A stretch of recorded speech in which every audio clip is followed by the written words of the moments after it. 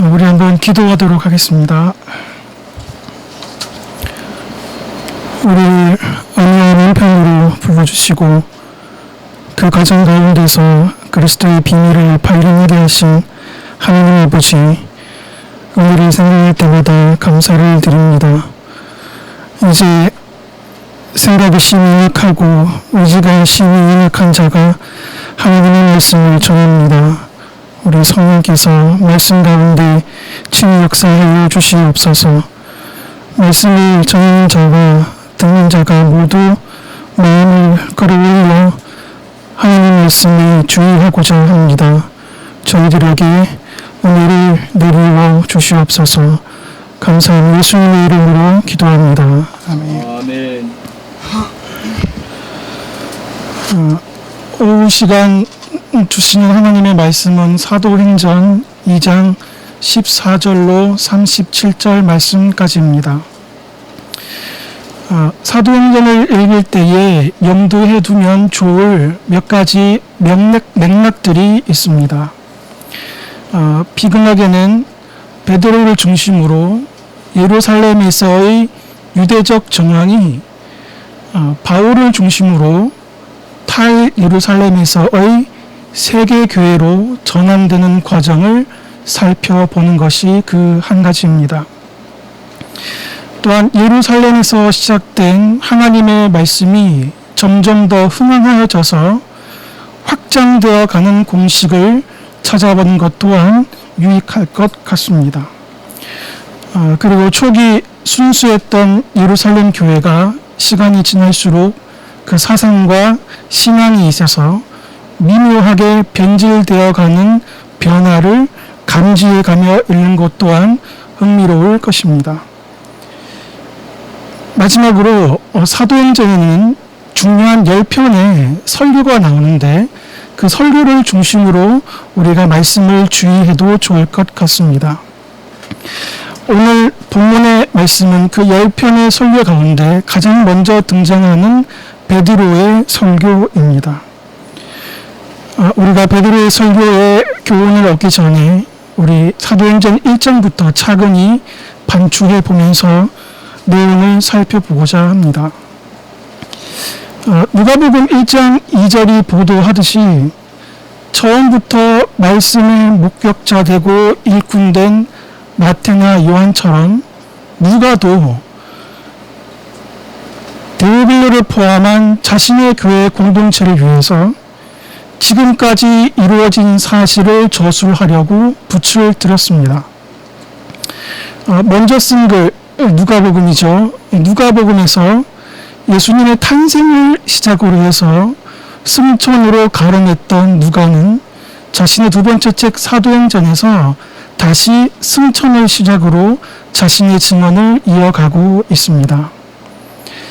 사복음서를 주위에서 읽어보신 분은 아시겠지만 이 누가는 예수님의 승천 기사를 아주 자세하게 기록하고 있는 사람입니다. 우리는 십자가 죽음과 부활만큼 승천에 대해서 깊이 생각해 보지는 않은 것 같습니다. 하지만 우리 주님의 승천은 우리의 경건에 매우 유의미한 사건이 아닐 수 없습니다.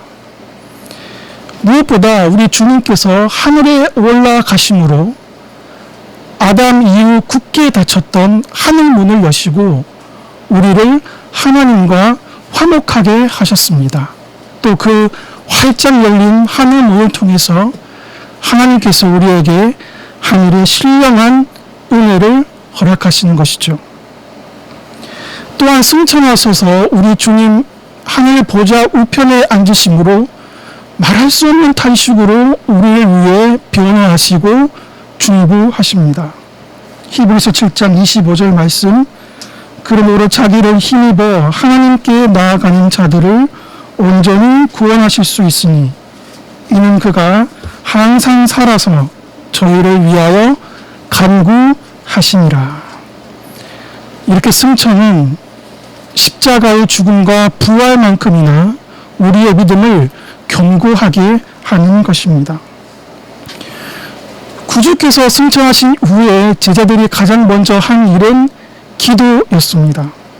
1장 14절 제자들이 여자들과 예수의 어머니 마리아와 예수의 아우들과 더불어 마음을 같이하여 오로지 기도에 힘쓰더라. 이들이 왜 기도했을까요? 아버지의 약속하신 성령을 기다리라는 예수님의 말씀을 믿었기 때문입니다. 이들은 기도라는 훈련을 통해서 예수님의 약속에 대한 믿음을 강화하고 있었던 것입니다. 6월절 첫날부터 오순절이 임하는 50일 기간 동안 우리 주님 무덤에 묻히신 3일과 마지막 사역하신 40일을 제하여 보면 이 기도 모임은 7일간 진행된 것 같습니다. 이 7일간의 기도 모임 중에 사도들이 행한 중요한 한 가지 일이 있었으니 그것은 바로 유다의 사건으로 결혼이 된 그 자리에 마띠아를 충원하는 것이었습니다. 땅끝까지 이르러 내 증인이 되라 하신 1장 8절 말씀처럼 복음의 증언, 복음의 증인은 부인할 수 없는 사도행전의 중요한 핵심입니다. 따라서 복음을 증언하고 진리를 증거할 증인의 부재는 이들에게 심각한 문제가 아닐 수 없었습니다. 따라서 베드로는 시편 69편을 이용해서 유다의 사건을 해석하고 정리한 후에 시편 109편 말씀을 통해서 마띠아를 선출하게 됩니다. 계속되는 기도 모임 가운데 오순, 즉 50일이 지난 날 성령님께서 강림하셨습니다. 성령님의 오심이 오순절에 임하는 의미가 있습니다. 사실 이 날은 구약의 77절 맥추절에 그 기원을 두고 있습니다. 이 절기는 밀이나 보리의 처음 익은 열매를 기념하는 날입니다. 즉 성령님께서 77절 맥추절로 불리운 날에 임하셨다는 사실은 성령님의 강림으로 구원의 역사의 첫 열매인 신약의 교회가 태동되었음을 함의하는 것이라 하겠습니다. 계속해서 오순절의 성령님의 임하심으로 120문제들이 방언을 말하게 됩니다. 이 방언의 내용은 2장 11절 말씀처럼 하나님의 큰 일입니다. 의심할 바 없이 이 하나님의 큰 일은 우리 주님께서 완성하신 구원의 역사일 것입니다. 흥미로운 점은 이 하나님의 큰 일을 로마 황제가 정복한 로마 전역의 도시에서 온 사람들이 그들의 난곳 언어로 들었다는 사실입니다. 우리가 이 대목은 의미가 있습니다. 로마 황제가 정복한 로마 전역의 도시민들이 동일한 복음을 자신들의 언어로 들었다는 사실은 가이사 아구스토가 그토록 하고자 했던 세상의 정복을 우리 주님의 복음이 대신하고 있음을 말씀의 행간에서 읽을 수 있는 것입니다. 이렇게 하나님의 큰 일을 난곳 언어로 들은 천하 각국에 온 자들은 두 가지 반응을 나타냅니다. 하나는 2장 12절에 이 어찌된 일인가 라는 것이며 또 하나는 13절에 이들이 세술에 취하였다라는 것입니다. 흥미롭게도 오늘 본문이 되는 베드로의 설교는 이 두 반응에 대한 역순의 답변으로 이루어져 있습니다. 먼저 13절에 세술이 취하였다라는 사람들의 반응에 대해서 베드로는 14절부터 21절까지를 할애해서 그 유명한 요해서를 근거로 설교하게 됩니다. 또한 12절에 어찌된 일인가에 대한 사람들의 무덤에 대해서 베드로는 21절부터 36절까지 말씀을 통해서 장엄한 언어로 예수 그리스도의 주 되심을 선포하고 있는 것이죠. 우리는 바로 이 후반부를 주의 깊게 살펴보고자 합니다. 특히 법 없는 자들의 손을 빌려 예수를 못 박아 죽인 사람들이 21절부터 36절까지의 베드로의 설교를 듣고 어떻게 회심에 이르게 되었고 어떻게 그들이 교회로 부름을 받아 세워졌는지를 살펴보고자 합니다. 예수님을 죽인 사람들 가운데 대부분은 자이든 타이든 충심으로 예수를 죽였습니다. 나사렛 예수는 메시아가 될 수 없고 되어서도 안 된다는 확고한 신념이 있었습니다. 왜냐하면 나사렛에서는 선한 것이 나올 수 없고 또한 그들이 목격했던 예수는 그들이 현세적으로 바라는 메시아의 전형도 아니었기 때문입니다. 더욱이 예수가 십자가에 못 박혀 달린 이후로는 그들의 믿음이 더욱 굳건해졌습니다. 나무에 달린 자마다 저주를 받은 사람이었기 때문입니다. 결국 십자가 처형 이후에 사람들에게 있어서 예수는 참남한 신성모독과 내란 선동의 자기 죄로 십자가 처형을 당한 나사렛의 한 폭도 그 이상도 그 이하도 아니었던 것입니다. 그런데 이들의 신념을 송두리째 흔드는 사건이 일어났습니다. 바로 예수의 부활에 대한 소식을 들은 것입니다. 처음엔 예수의 부활을 믿지 않았습니다. 하지만 사람들의 증언이 날로 갈수록 더해졌고 급기야 40일 동안 친히 많은 증거로 자신들 앞에 나타나 하나님 나라의 말씀하심을 듣게 되었던 것입니다. 그리고 하늘로 올라가시는 승천하시는 예수 그리스도를 목도하기에 이릅니다. 예수님을 십자가에 못 박은 사람들은 이 두렵고 상상에조차 할 수 없었던 일이 현실에서 일어나는 이 사건에 대해 매우 충격적이었습니다. 그들은 하나님의 영광을 위해서 예수를 죽였습니다. 더구나 그들은 예수가 자신의 죄로 인해 십자가 처형을 받았다고 믿고 있었습니다. 하지만 예수님은 부활하셨고 승천하셨습니다. 이들은 고민하기 시작했습니다. 그럼 자신들이 죽인 예수는 누구였던가? 그 예수는 왜 십자가에 달려 죽었었나? 그들이 큰 두려움과 혼란에 빠져 있을 때에 저 멀리서 베드로의 설교가 들려옵니다.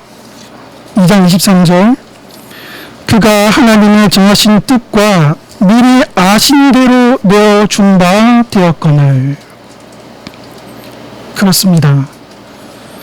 그들은 몰랐지만, 그들은 오해했지만, 그들은 깨닫지 못했지만 하나님께서는 그들을 구원하시기 위해 영원전부터 구원받을 백성과 그 백성을 구원할 자와 더불어 그 백성을 구원할 방법까지 미리 정하시고 아셨던 것입니다. 비록 그 방법이 사람들의 눈에는 예수 자신의 죄로 인한 것으로 오해받았지만 실은 그 십자가가 예수 자신의 죄로 인한 것이 아니라 자신의 조상 때부터 약속하신 하나님의 작정과 계획 안에 있었다는 사실을 그들이 베드로의 말씀을 통해서 깨닫기 시작한 것입니다. 계속해서 베드로의 설교가 들려옵니다. 이 32절 이 예수를 하나님이 살리신지라. 이들의 마음은 더욱더 근심에 이르게 됩니다. 자신들이 범죄자로 낙인 찍어 죽인 예수를 공의의 하나님이 살리셨으니 더더욱 예수는 자신의 죄로 죽은 것이 아니기 때문입니다. 그리고 결정적인 하나님의 음성이 들립니다. 36절, 너희가 십자가에 못 박은 이 예수를 하나님이 주와 그리스도가 되게 하셨느니라. 주와 그리스도. 이 구절을 들었던 사람들은 불현듯 뇌리에 30년 전 베들레헴에서 들었던 한 소문을 상고하게 됩니다.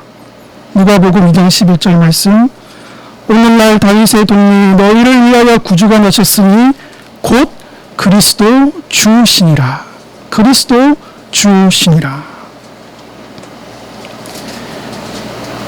베드로의 설교를 통해 들은 이 말씀은 그들에게 일종의 천지개벽과 같은 사고의 전환을 불러일으켰으니 그것은 자신들이 죽였던 예수는 그의 죄로 죽은 것이 아니라 자신들의 조상 때부터 예언되어져 온 주와 그리스도로서 자신들의 죄를 대신해서 죽었다는 사고의 전환 말입니다.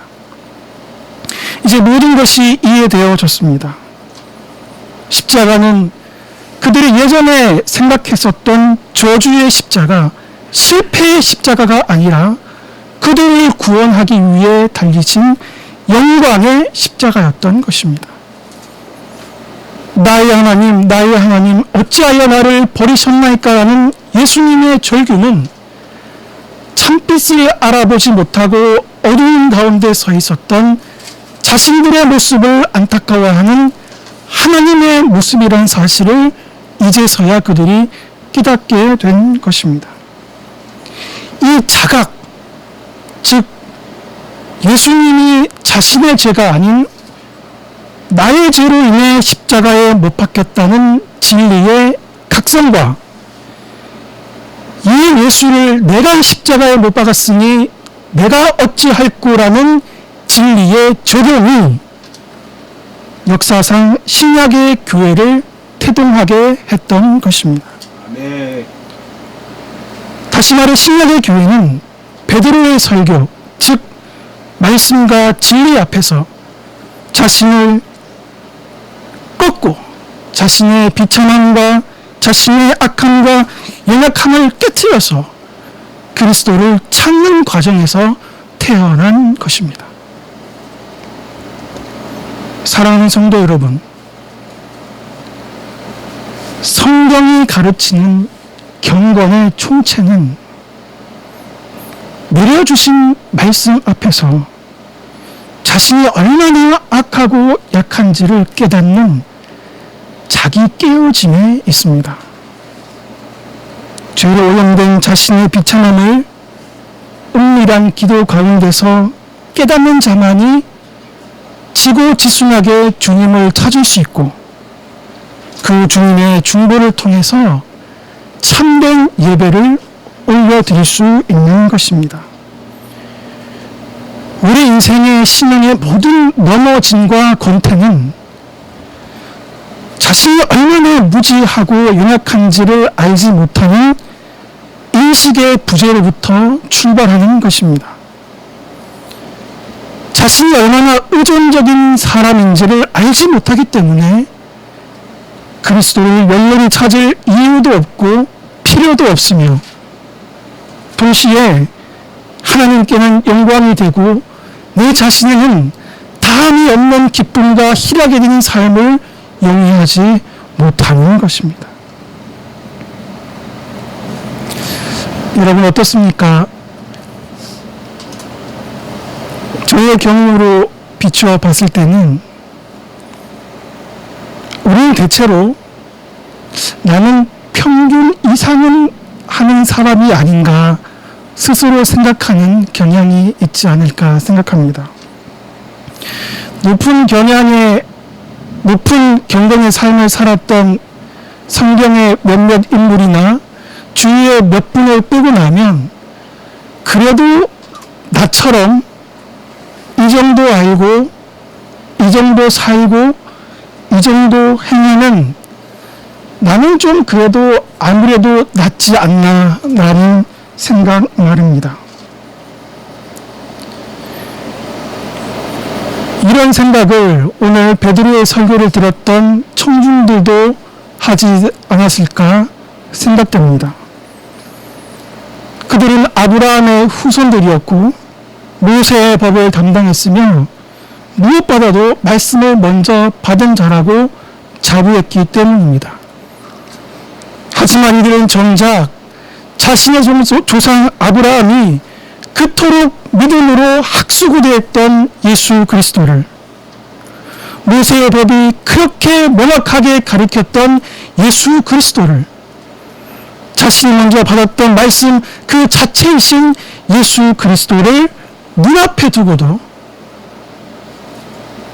예수님을 알지도 못했고 믿지도 않았으며 순종한 것을 거부했습니다. 아무리 진리를 소유하고 있어도, 아무리 진리가 지금 거리에 있어도 매일 자신의 악함과 약함을 깨우치는 진리에 귀 기울이지 않는다면, 그래서 그 진리에 부복하지 않는다면, 언약궤만 앞세우면 블레셋을 이길 줄 알았던 부패한 신뢰의 모습과 다를 바가 없는 것입니다. 진리가 우리에게 가까이 있다는 사실 그 자체만으로 우리는 우리가 진리의 사람인 양 쟁쟁할 때가 있습니다. 우리가 위인전을 읽으면 위인전을 읽지 않은 사람보다 위인이 될 가능성이 더 많을 수 있습니다. 하지만 위인전을 많이 읽는다는 것 자체가 우리를 위인의 삶으로 이끌어주지는 않습니다. 우리의 경건도 마찬가지입니다. 진리에 많이 노출된다는 것과 진리의 사람, 경건의 사람 곁에 머무를 수 있다는 것은 분명 하나님이 주신 훌륭한 기회일 것입니다.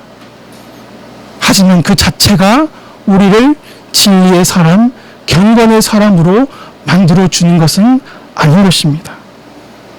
그 자체가 우리를 경건의 사람으로 담보해 주지는 못하는 것입니다.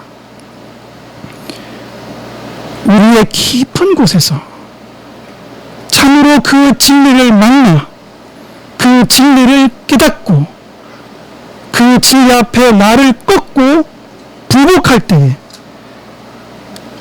그 진리를 순종할 때에 비로소 저 멀리에 있는 객관적인 진리가 나의 진리가 되고 아브라함의 하나님, 야곱의 하나님, 이삭의 하나님이 나의 하나님이 되는 것입니다. 그럼 진리를 만나서 자기를 꺾고 자기를 부인하는 사람의 모습은 어떠해야 할까요? 누가복음 7장에 보면 예수님의 발에 향유 부은 여인이 나옵니다. 예수의 뒤로 그 발곁에 서서 눈물로 그 발을 적시고 자기 머리털로 닦고 그 발에 입 맞추고 향유를 부은 여인입니다. 예수님께서 시민을 향해서 500데나리온 빚진 자와 50데나리온 빚진 자 중 누가 더 사랑하겠냐고 물으십니다. 그리고 말씀하셨습니다. 여자의 죄가 사해졌으니 이는 그의 사랑함이 많음이라. 사함을 받은 일이 적은 자는 적게 사랑하느니라. 하나님 앞에서 자신이 얼마나 악하고 약한 자인지를 깨달아 알아가는 자일수록, 그래서 그런 자신을 구원한 주님의 은혜가 얼마나 큰지를 감사하며 감격하는 사람일수록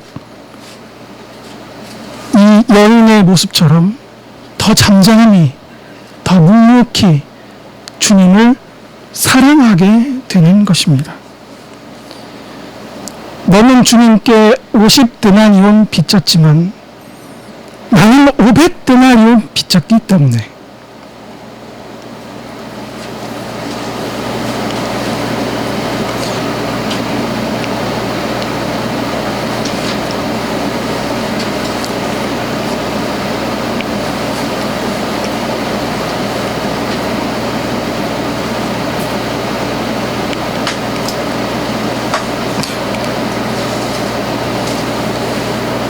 그 누구보다도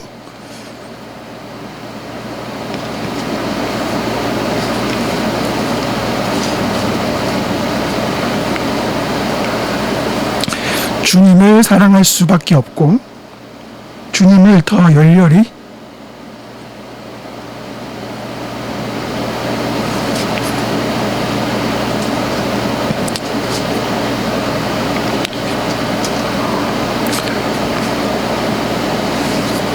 찾을 수밖에 없고 더 겸손히 주님을 수종 들어야 한다는 이 여인의 마음이 곧 우리의 모습이 되어야 하겠습니다. 사랑하는 성도님들, 만약 우리가 진리를 찾는다면 주님의 십자가를 바라봅시다. 만약 우리가 이미 진리를 찾았다면 더더욱 주님의 십자가를 바라봅시다. 만약 우리가 마음이 높아져 교만해져 있다면 주님의 십자가를 바라봅시다. 만약 우리가 마음이 낮아져 낙심되어 있다면 더더욱 주님의 십자가를 바라봅시다. 우리 주님의 샘으로부터 흘러나오는 모든 종류의 선함으로 우리 인생의 빈 곳간을 채우도록 하십시다. 우리 기도하시겠습니다.